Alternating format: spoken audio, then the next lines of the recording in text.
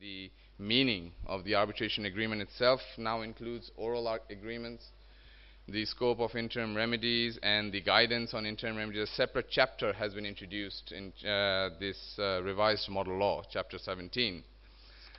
However, sadly, we are yet to see any significant or recent developments to the arbitration laws in Bangladesh. More specifically, we are yet to witness the introduction of similar amendments which have taken place to the revised UNCITRAL model law to be implemented in our Arbitration Act. Since the enactment of the Arbitration Act 2001, to my knowledge, the only significant change that has been brought so far has been the introduction of Section 7A of the into the Arbitration Act through an amendment in 2004. That was some 14 years ago. The hot topic in relation to the challenge primarily deals with the scope of the application of the Arbitration Act 2001. Section 3 of the Arbitration Act 2001 is notorious. I use the word notorious as it stands because it limits the scope of the Arbitration Act 2001 to arbitrations taking place only in Bangladesh. This means that arbitrations outside Bangladesh will not get the interim protection of the Bangladeshi courts in case it is required.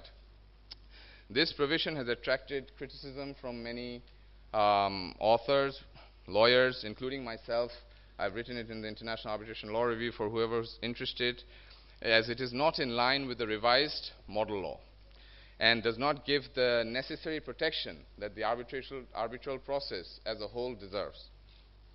Now, this section has also created some confusion amongst the courts in Bangladesh, because we have the famous HRC case and the famous STX case, which have led to different interpretation of the same section, Section 3 of the Arbitration Act. So in HRC, the High Court, in the HRC case, the High Court took a more purposive interpretation of Section 3 of the Arbitration Act 2001 in order to make interim remedies available to aggrieved parties arbitrating their disputes abroad, i.e. outside of Bangladesh. Now, if someone asks me, my personal opinion is that the approach taken in HRC is more in line with the revised model law, more in line with the current trend that is happening around in India, in Singapore, even worldwide, because it protects the arbitral process. So you can imagine that you have an expensive arbitration taking place in Hong Kong between a foreign company and a Bangladeshi counterpart. And if the Bangladeshi company is wise, what it would need to do is just transfer all its assets to another company, and then the foreign company, or whoever it is going to come with the winning party, will come with a paper award with nothing to enforce against. So these remedies, protection, are direly needed in Bangladesh. Conversely, in the STX case, the High Court held that the legislator intended for the Arbitration Act 2001 to apply only when the place of arbitration is in Bangladesh. So hands off. If the arbitration is outside, I'm sorry, but the courts in Bangladesh cannot entertain any interim measures of application, or rather would not entertain any interim measures of protection in Bangladesh.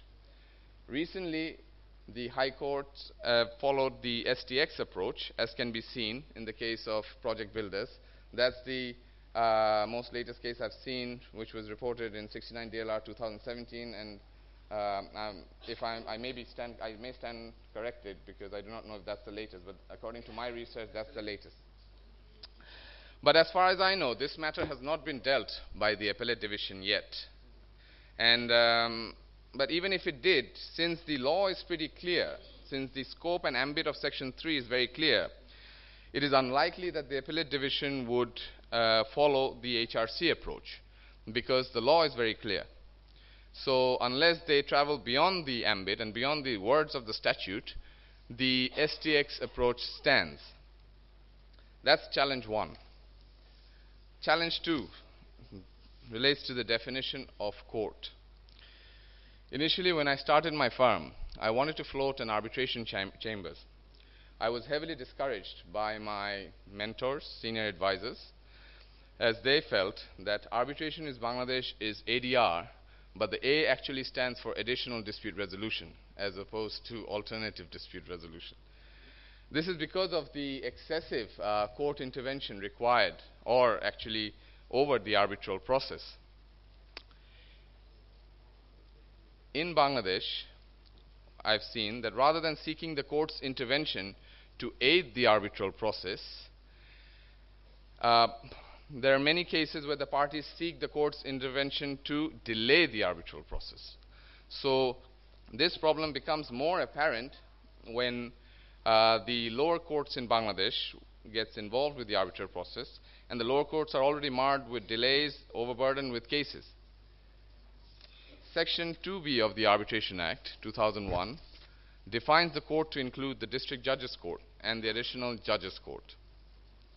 Currently, over 3.3 million cases are pending in the Bangladesh courts. Of these, 2.8 million cases are pending only with the lower courts. The statistics clearly indicate that the judiciary is currently overburdened with cases. So you have a foreign arbitral award, and you come here to enforce it, and any arbitration related applications, including enforcement awards barring section 7, have to be made to the same court, the same district court, which is marred with delay, which defeats the primary purpose for which arbitration was chosen. And this is very, very frustrating, especially for foreign companies, also for local companies, but mostly for foreign companies.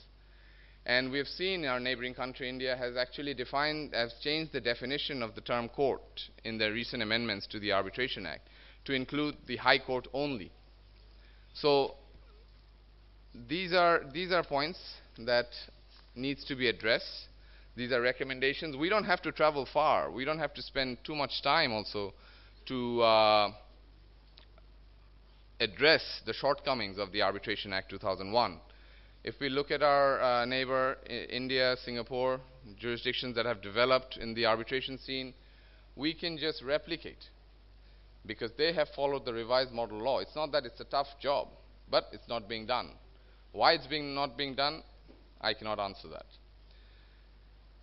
The next challenge relates to public policy. Justice Burra, in an 1824 case, in the case of Richardson versus Mellish, have clearly stated that public policy is like an unruly horse, which if you get on it, you never know where it's going to take you. So in Bangladesh, if an arbitral award is in conflict with the public policy of Bangladesh, then it may be set aside by virtue of the provisions of the Arbitration Act 2001. However, public policy has not been defined or any clarified by the Arbitration Act 2001. And this gives liberty to people like us to object to arbitral awards under the garb of public policy. Good for the lawyers, as Leonard Senior has rightly pointed out. I've heard parties argue public policy that a certain practice of government institution is also part of the public policy. So this issue is important because otherwise people like us would go to the courts after an expensive arbitration process and say that no, this is in violation of the public policy of Bangladesh. Whether we will be successful or not, that's a different issue. But at least we can raise that claim. The definition of public policy has actually been amended to include a clarification. The Indian Arbitration Act, the amendment that has come in the year 2015, I believe, has clarified this issue to say that it should be something very serious, which is affected by fraud, corruption, or which violates the notions of morality or justice. Again, bringing those morality and justice is different standards. Different people have different standards of moral. But at least it's a start. Interim measures is a hot topic. Interim measures is another hot topic in the sense that interim measures are not recognized very effectively, I would say, in the Arbitration Act 2001.